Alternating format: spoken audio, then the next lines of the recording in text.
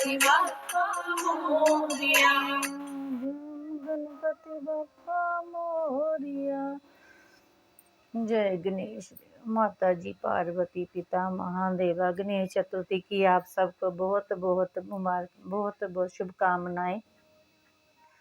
गणेश चतुर्थी 29 तारीख को आ रही है। गणेश चतुर्थी का जो व्रत होता है ये बच्चों के लिए होता है। इसमें तिल होते हैं, फल फ्रूट और मूली। ये गणेश जी का व्रत होता है और रात को चंद्रमा देखकर ही इसका व्रत जो होता है जो खोला जाता है। इसको गणेश चतुर्थी, संकट चौथ, तिलकुटी व्रत कहा जाता है।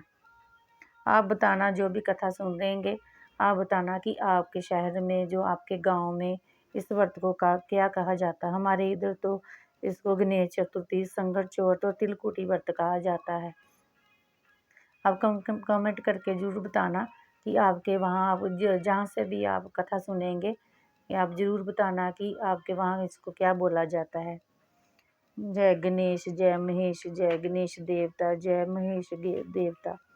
अभी इसकी जो कथा है अभी श्रवण करेंगे। थोड़े से हाथ में तिल ले लेंगे। जय गणेश जी। कथा ऐसी है, एक राजा था और उसका जो भट्ठा था उसकी ईंटें पकती नहीं थी। अच्छा, आवा जो होता है वो भट्ठा जो होता है ना, उसके अंदर आवा लगाया जाता है कच्ची ईंटों का, और आग लगा के फिर ईंटों को पकाया जाता है। वो राजा का जो भट्ठा था उसके भट्ठे के अंदर जो आवा था वो पकता नहीं था। वो बहुत दुखी और परेशान था कि जब भी मैं ईंटें कच्ची डालता हूँ और भट्ठा को आवा खोलता हूँ तो कच्ची की कच्ची ही ईंटें निकल आती हैं, वो ईंटें पकती क्यों नहीं है। वो बहुत परेशान हुआ। जब भी उसने भट्ठे के अंदर आवा लगाया ईंटों का, कच्ची ईंटों का, और कच्ची की कच्ची निकल आती थी, वो पकती ही नहीं थी ईंटें। और ये जो व्रत होता है संकट चौथ का, जहाँ तिलकुटी, गणेश चतुर्थी, जब बच्चों के लिए रखा जाता है। इसमें खाना नहीं खाते हैं और फल फ्रूट ही खाते हैं। और वो राजा बहुत परेशान हुआ, तो उसने एक दिन जोशी को बुलाया और बुलाकर पूछा कि मेरा जो आवे पट्ठे का आवा वो पकता क्यों नहीं है। जब भी मैं ईंटें डालता हूँ वो कच्चा ही निकल आता है, और इसका कोई उपाय बताओ। वो जोशी जो होता है वो बताता है कि आप ना एक कोई विधवा औरत ढूंढो जिसका बेटा होना चाहिए, और उसको आप अपने पट्ठे के आवे के अंदर बिठाओ, तभी आपका जो पट्ठे का आवा है, आपकी जो ईंटें हैं तभी पकेंगी। और राजा ये सब सुनकर अपने नौकरों को भेज देता है कि जाओ ढूंढो उस औरत, विधवा औरत को, और उसका बेटा है जो लेकर आओ। उसके नौकर जो हैं वो चले जाते हैं, ढूंढते हैं, गांव-गांव में ढूंढते हैं, जंगल में ढूंढते हैं, सारे जाते हैं ढूंढने कि एक विधवा, जो कोई भी विधवा औरत हो और उसका बेटा होना चाहिए, और उसको उठाकर लेकर आओ। वो गांव में जाते हैं, जंगल में जाते हैं और ढूंढने लगते हैं कि कहाँ है वो विधवा औरत जिसका बेटा होना चाहिए।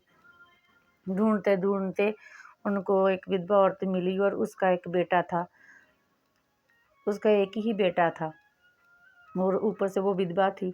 राजा का हुक्म था कि विधवा औरत का ही बेटा लाना है। तो जब वो उसकी विधवा औरत का बेटा लेने गए, वो रोने लगे कि मेरा एक ही बेटा है, इसको मत लेकर जाओ, मैंने आज गणेश चतुर्थी का व्रत रखा हुआ है, मेरे बेटे को मत ले जाओ। लेकिन वो सुनते नहीं। राजा का आदेश था कि उसके बेटे को लेकर आओ। वो लेकर आ जाते हैं। माँ रोती है और रोती रहती है, और उसके साथ जब रोने लगी माँ, तो माँ को भी वो अपने साथ ही ले आए। जब लेकर राजा के पास आते हैं तो वो बोलते हैं कि अब इसको आवे में चिनवाओ और मेरी जो कच्ची ईंटें हैं उसको भी पकाओ। और उसकी माँ ने तो गणेश चतुर्थी का व्रत रखा हुआ था। वो अपने बेटे को थोड़े से तिल दे देती है हाथ में कि बेटा जब तू आवे में बैठना तो अपने चारों ओर तिल बखेर लेना, और एक जल का जो जल का लोटा था वो भी साथ में रख लेना।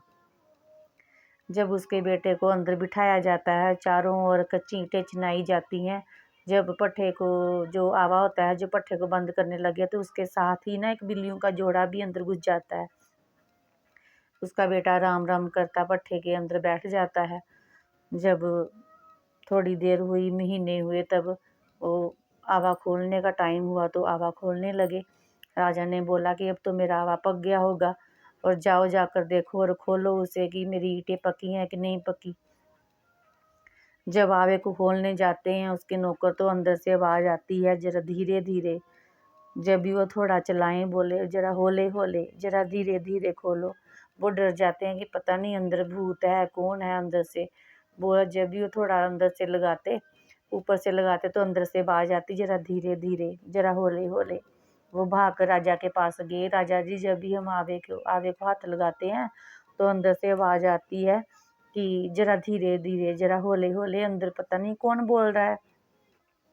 तभी नौकरों ने, राजा पहुंचा और नौकरों को सार लगाकर उसने आवा खोला। आवा खोला तो देखा अंदर अपनी समाधि में बैठा हुआ है बेटा, लड़का उसका, जो विधवा औरत थी, और साथ में ही बच्चे दिए हुए थे। बिल्लू जो जोड़ा अंदर गया था बिल्ली का, उसने भी बच्चे अंदर दिए थे। वो भी निकल आते हैं और बेटा भी राम राम करता उठ पड़ता है। और बेटा जब बाहर निकलता तो राजा बड़ा हैरान होता है, परेशान होता है कि ये तो चमत्कार है। मैं तो इसका अपना जमाई बनाऊंगा, अपना राजपाट सब इसको दे दूंगा, अपनी बेटी भी इसको दे दूंगा, बेटी की शादी इससे करवा दूंगा। तभी वो उस विधवा औरत को बोलता है कि तुम जाओ और बारात लेकर आओ, मैं अपनी बेटी की शादी तुम्हारे बेटे के साथ करवाऊंगा। उसी दिन जब राजा ने बोला उसको कि जाओ और बारात लेकर आओ, उस दिन भी उसकी माँ ने गणेश चतुर्थी का व्रत रखा हुआ था।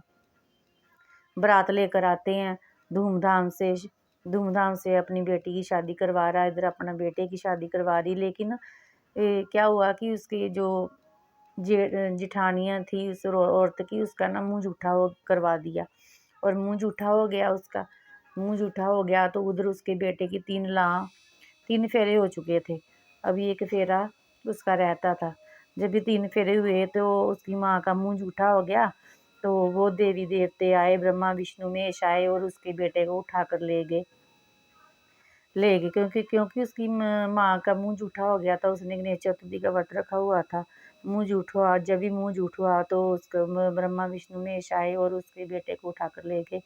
तभी राजा भी अपनी बेटी को अपने साथ अपने राजमहल में वापस ले गया, और माँ भी चली गई। कुछ महीने हुए, कुछ वक्त गुजरा, और उसकी बेटी उदास रहने लगी, रोने लगी। राजा भी परेशान हुआ अपनी बेटी को और देखकर कि मैं क्या करूं, ये रोती रहती है। तभी उसने अपनी बेटी को कहा कि अपनी सहेलियों के साथ घूमने जाया करो, मंदिर जाया करो, कहीं बाहर निकलो, खुश रहा करो बेटी। तभी उसकी बेटी क्या करती है कि अपनी सखियों के साथ मंदिर चली जाती है। जब मंदिर जाती है तो वो एक आना ले जाती है। आना ले जाती है तो आना जाकर उसके मंदिर में रखकर वो बोलती है, लै तिन तरलावियां तेरे नमित, लै तिन तरलावियां तेरे नमित, लै तिन तरलावियां तेरे नमित। वो 3 बार कहकर अपने राजमहल चली जाती है। जब वो राजमहल जाती है वो लड़की, तो थोड़ी देर बाद ही देवताओं के साथ वो लड़का भी आता है। वो भी काना रखकर बोलता है, लै तिन तरलावियां तेरे नमित, लै तिन तरलावियां तेरे नमित, लै तिन तरलावियां तेरे नमित। वो तो ऐसे इसीलिए बोलते थे कि उसकी 3 फेरे हो चुके थे, एक फेरा उनका नहीं हुआ था। तो 3 तरलावी इसलिए कहते हैं कि 3 फेरे हुए थे उनके। लै 3 तरलावियां तेरे नमित, लै 3 तरलावियां तेरे नमित, लै 3 तरलावियां तेरे नमित, ऐसे बोल के वो भी चला जाता था। ये जो सिलसिला था ये चलता ही रहा। और जब वहाँ का जो पुजारी था वो रोज ही देखता था कि राजा की जो लड़की है वो भी आती है, वो भी ऐसे ही बोलती है। एक से आना रखकर जो लड़का आता है देवी देवताओं के साथ सुबह, वो भी ऐसे ही बोलता है। वो एकदम जब राजा की बेटी आई तो वो देखकर हंस पड़ा, और बेटी रोती रोती अपने राजा महल के चली जाती है और अपने पिता से कहती है कि एक वहाँ का पुजारी है जो हंस पड़ा मेरी ओर देख के। तो राजा बोलता है कि तुम बताओ वो कौन है, क्या तुम्हें किसी ने कुछ कहा है क्या, तू रोती क्यों है। उसने बोला, नहीं पिताजी कुछ नहीं हुआ। नहीं, उसके पिता ने बोला कुछ तो हुआ है। तो वो तभी बोलती है कि पिताजी वहाँ का पुजारी मेरी ओर देखकर हंस पड़ा। बेटी को उसने बोला कि तुम उसे पहचान लोगी। बेटी ने कहा हाँ। तो तभी राजा ने बोला कि सारे राजमहल में, सारे अपने गांव में शोर मचा दो, मतलब ढिंढोरा पिटवा दो कि राजमहल में भोज होने लगा है, ब्रह्म भोज, जो भी भोज है। अच्छे अच्छे पकवान मिलेंगे सभी खाने के लिए वहाँ राजमहल में आए। तभी वो राजे ने कहा कि जब भी वो आए तो तुम उसकी बाजू पकड़ लेना जब मैं उसको दक्षिणा देने लगूंगा। तब सब जब आए, जब पुजारी आए, पंडित आए, जो भी आए गांव के सभी जो खाना खाने के लिए, तो खाना खा के जब लगे वो दक्षिणा देने लगे तो तभी उसकी बेटी ने उसे पहचान लिया और उसने उसकी बाजू पकड़ ली। और राजा पूछता है कि तुम मेरी बेटी की ओर देखकर क्यों हंसे। और फिर वो बताता है कि ये मेरी भी बेटी है, मैं अपनी बेटी की ओर देखकर क्यों हंसूंगा।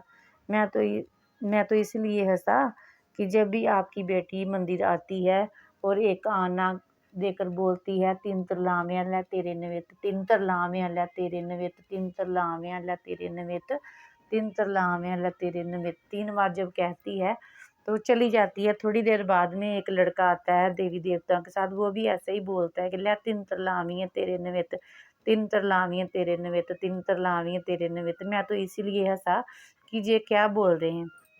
तब राजा ने बोला वो तो मेरा जुवाई होगा। तो राजा ने उसने पुजारी ने बोला कि आप मेरे साथ चलो, जब वो लड़का आएगा तो आप देख लेना। तभी राजा अपनी बेटी के साथ वो चला जाता है तो वो आता है देवी ब्रह्मा विष्णु महेश देवी देवताओं के साथ जब आता है तो वो एक आना रखकर बोलता लै तीन तरलावियां तेरे नवेत, लै तीन तरलावियां तेरे नवेत। तभी लै तीन तरलावियां तेरे नवेत। तभी जो लड़की होती है वो भागकर जब देवी देवते उस लड़के को लेकर चले जाने लगते हैं तो लड़की भागकर उनके पाँव पकड़ लेती है और वो ब्रह्मा विष्णु महेश उससे आशीर्वाद देते हैं, सुहागवंती हो और पुत्रवंती हो। तो वो लड़की आगे से बोलती है कि मैं सुहागवंती कैसे होंगी और पुत्रवंती कैसे होंगी, मेरा तो सुहाग ही आपके पास है। तभी ब्रह्मा विष्णु खुश होने लगे कि हमने तो तुमको छलना था लेकिन छल तो तुमने हमें लिया, और ले जा अपने सुहाग को और पुत्रवंती हो सुहागवंती हो। तो वो खुशी खुशी उसका जो जुबाई उसको अपना जुबाई मिल जाता है, उसको अपना सुहाग मिल जाता है, वो पुत्रवती होती है। तो गणेश देवता महेश देवता, गणेश देवता महेश देवता, गणेश देवता महेश देवता, गणेश देवता महेश देवता। ये सभी को गणेश चतुर्थी की बहुत बहुत शुभकामनाएं। जो व्रत कथा होती है ये बच्चों के लिए रखी जाती है गणेश चतुर्थी का, और ये अभी 29 तारीख को आ रही है। सभी को गणेश चतुर्थी की बहुत बहुत शुभकामनाएं। गणेश जी की सभी बच्चों का आशीर्वाद बना रहे, सब पर आशीर्वाद बना रहे। गणेश जी का सभी पर आशीर्वाद बना रहे। और जय गणेश जय गणेश जय गणेश देवा, माता जी पार्वती पिता महादेवा, एक दंत दयावंत चार भुजाधारी, माथे पे तिलक सोए मुझसे की सवारी, अंधन को आँख देत कोढ़िन को काया, बाजन को पुत्र देत निर्धन को माया। जय गणेश जय गणेश जय गणेश देवा, माता जी पार्वती पिता महादेवा, भाजन को पुत्र देत निर्धन को माया, भाजन को पुत्र देत निर्धन को माया, आंधन को आँख देत कोढ़िन को काया, भाजन को पुत्र देत निर्धन को माया। जय गणेश जय गणेश जय गणेश देवा, माता जी पार्वती पिता महादेवा, फूल चढ़े फल चढ़े और चढ़े मेवा, फूल चढ़े फल चढ़े और चढ़े मेवा, लड्डुअन का भोग लगे संत करे सेवा। जय गणेश जय गणेश जय गणेश देवा, माता जी पार्वती पिता महादेवा। फिर एक बार आप सभी को गणेश चतुर्थी की बहुत बहुत शुभकामनाएं, बहुत बहुत शुभकामनाएं।